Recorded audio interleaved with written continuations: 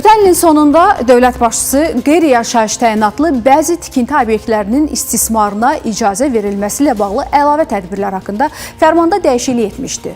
Bu obyektlərin sənədləşdirilməsi ilə bağlı müddət də uzadılmışdı. Artıq verilən vaxt bu ilin sonunda başa çatır. Sənədsiz qeyri-yaşayış obyektlərinin sahibləri bu fürsətdən yararlanmaq üçün tələsməlidirlər.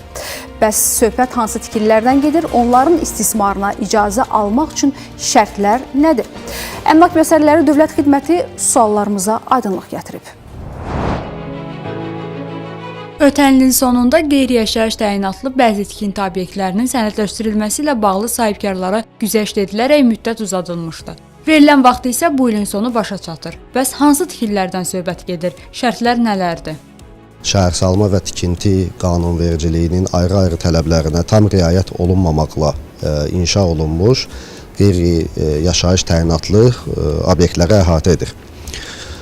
Hazırda bu cür obyektlər üzrə sənədlərin qəbulu prosesi müvafiq icra hakimiyyəti orqanları tərəfindən davam etdirilir. Lakin sözü gedən müddət 1 yanvar 2026-cı il tarixində başa çatacaqdır.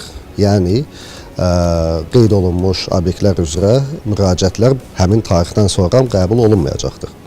Bu səbəbdən bu cür obyekt sahiblərinə 2026-cı ilin 1 yanvar tarixinədək tələb olunan sənədlərlə Fövqəladə Hallar Nazirliyinin regional mərkəzlərinə müraciət etmək və mövcud imkandan yararlanmaq tövsiyə olunur.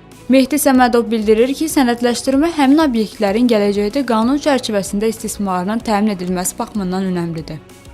Obyektlərə mülkiyyət hüququnu təsdiq edən sənədlərin verilməsi sahibkarlıq fəaliyyətinin genişləndirilməsinə və daşınmaz əmlak bazarının canlanmasına xüsusi önəm verəcəkdir və geniş imkanlar yaradır.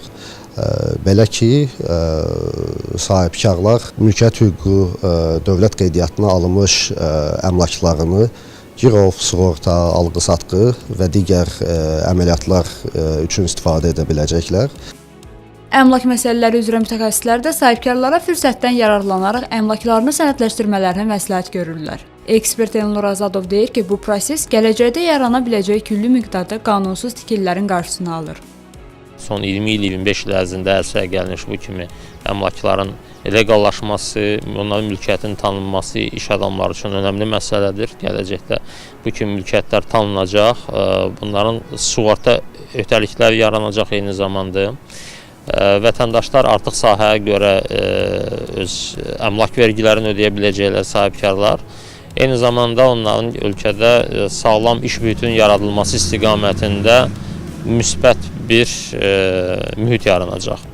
Qeyd edək ki, qeyri-yaşayış təyinatlı bəzi tikinti obyektlərinin istismarına icazə verilməsi ilə bağlı əlavə tədbirlər haqqında fərmanın icrasına başlanıldığı dövrdən bu günədək 19 minə yaxın müraciət daxil olub. İstismara qəbul olunmuş təxminən 5000 obyektin 3931-nə dövlət reyestrindən çıxarış verilib. Şəkərna Şahaliyeva, Amil Əliyev, Teymur Hüseynov, İqtisadi Zona.